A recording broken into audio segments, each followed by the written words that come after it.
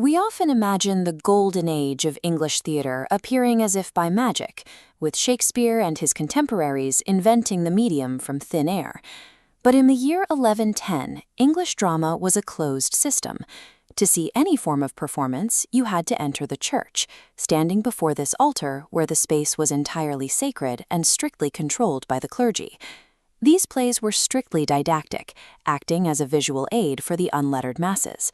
Priests used the Latin text as a script to instruct the public.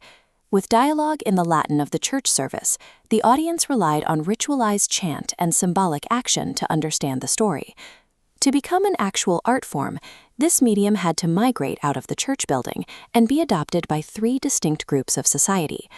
The modern stage was a coordinated mechanical assembly, a machine built from scratch by unlikely custodians over the course of 4 centuries. Growing crowds eventually outgrew the church interior, pushing the stages out to the porch, then the churchyard, and finally into the public streets. This physical move led to a significant transfer of authority. Laymen and trading guilds fully superseded the clerical actors, taking total ownership of the productions. Once the guilds took over, the language changed immediately. The script was translated from the Latin of the elite into the vernacular English of the working class.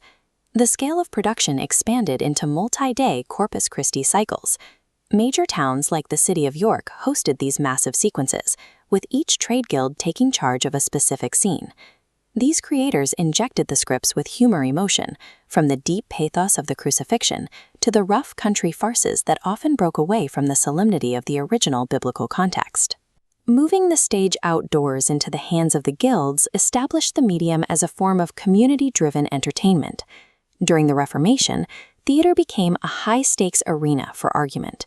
Instead of retelling Bible stories for simple instruction, playwrights used the stage to debate religious and social controversies.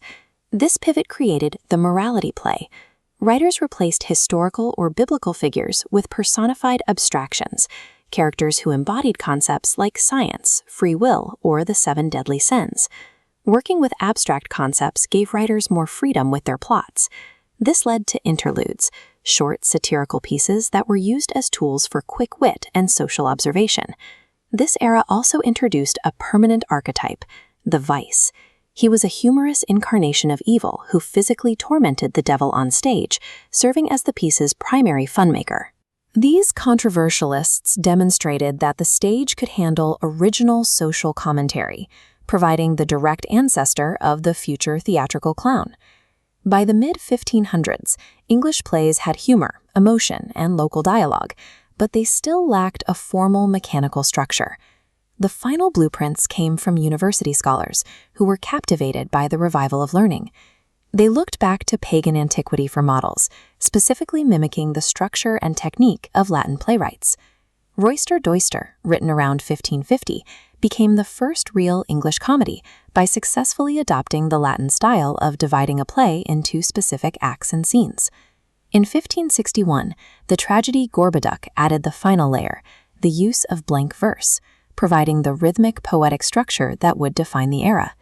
The academics provided the discipline, turning the raw energy of the miracle and morality plays into a structured literary art form. By 1561, the English dramatic dame school was complete, having finalized the structural and linguistic requirements for a professional stage. By the time these timber-framed buildings rose in Elizabethan London, the physical and cultural infrastructure for a masterpiece was already in place. The machinery was ready for its pilot. The academics provided the acts and blank verse. The morality plays provided the satirical clown, and the guilds provided the vernacular emotion. This history was woven into the culture. When Hamlet warns his actors not to out-Herod Herod, he is acknowledging the ranting villains of the old working-class miracle plays that Shakespeare likely watched as a boy.